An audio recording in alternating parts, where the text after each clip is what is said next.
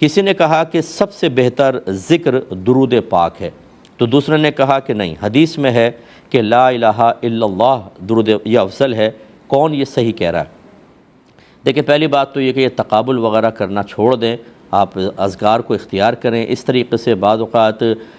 کم علمی کی وجہ سے بدتمیزی ہو سکتی ہے، بد تہذیبی، بے ادبی ہو سکتی ہے اور خواہ بخواہ گناہ گار ہوتے ہیں۔ بہرحال تو افضل الذکر تو حدیث میں یہی آیا کہ لا الہ الا اللہ ہے، تو یہ نبی کریم نے چونکہ بیان فرمایا تو ہم یہی کہیں گے کہ اذکار میں سب سے افضل لا الہ الا اللہ ہے، کیونکہ یہ وہ چیز ہے کہ جس کے بعد انسان اس پر اعتقاد اور اس کی ادائیگی یہ اسلام اور ایمان کے لیے گویا کہ انتہائی ضروری ہے، تبھی آپ کا درود پاک پڑھنا آپ کو نفع دے گا، ورنہ کہ کافر اگر ساری زندگی درود پاک پڑھتا رہے اسے کوئی ثواب حاصل نہیں ہوگا، اور اگر وہ حالت کفر میں مر گیا تو یہ لاکھوں کا پڑھا ہوا درود پاک بھی اس کے لیے نجات اور بخشش کا ذریعہ نہیں بن سکتا۔ اس لیے امپورٹنس لا الہ الا اللہ کی زیادہ ہے۔ ہاں، اگر فضائل اور کمالات کے اعتبار سے آپ دیکھیں جو حدیثوں کے اندر آئے تو لا الہ الا اللہ کے اتنے فضائل نہیں ہیں جتنے درود پاک کے فضائل ذکر کیے گئے ہیں۔ تو بہرحال افضل الذکر تو لا الہ الا اللہ ہے، اور افادیت، فائدے اور فضیلتیں درود پاک کی بہت زیادہ ہیں،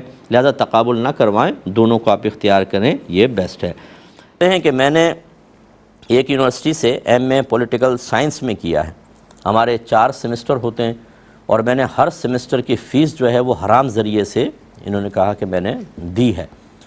اب میں فارغ ہو گیا، ڈگری بھی مل گئی، اس پہ مجھے جاب بھی مل گئی ہے، تو اس ڈگری کو دکھا کے جاب لینے اور اس جاب کے بعد اس سیلری کی کیا شرعی حیثیت ہوگی؟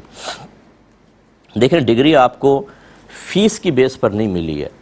بلکہ آپ کی محنت پر ملی ہے، آپ کی پڑھائی پہ ملی ہے، آپ کے امتحان میں پاس ہونے پر ملی ہے، تو اس کا اثر جو ہے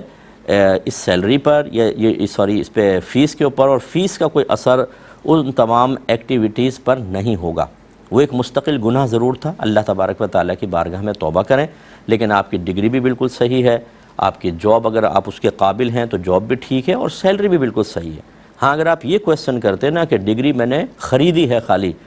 وہ بھی ناجائز پیسوں سے، اور محنت کچھ بھی نہیں کی، خرید کے میں اس پہ نوکری کروں، اس کو ہم منع کرتے کہ نہیں، یہ غلط ہوگا، کیونکہ آپ کسی کا حق مار رہے ہیں، ایک محنت کر کے ڈگری لے کر آ رہا ہے اور آپ نے خالی پیسوں سے خرید کے جعلی ڈگری پیش کر رہے ہیں، یہ غلط ہوتا۔ لیکن آپ نے باقاعدہ پڑھا ہے، بس فیس آپ نے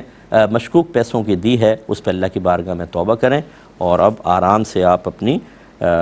سروس کو جوائن کر کے رکھیں، اور سیلری آپ کے لیے طیب اور حلال ہے۔